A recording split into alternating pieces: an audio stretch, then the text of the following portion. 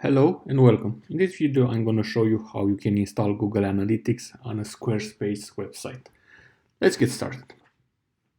So I'm here in my Google Analytics account, and what I need to do is to get the tracking code for this specific analytics account.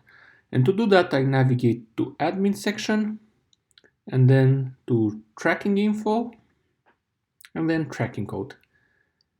And what I need to copy from here is this UA number. So I don't need the entire code, I just need to copy this piece of code right here. So press Ctrl C on a computer or Command C on a Mac. And then you can go to your site in Squarespace. And what you have to do is go under Settings. And here you go under Advanced at the bottom of the page. And here it is a bit strange, let's say, but you have to go under External API keys and you have to paste in your Google Analytics account number here. And you can also see you can place your Amazon Associates ID here if you have one. And of course, after you've pasted your code, press Save.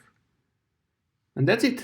This is everything you had to do to get Google Analytics up and running on your Squarespace website.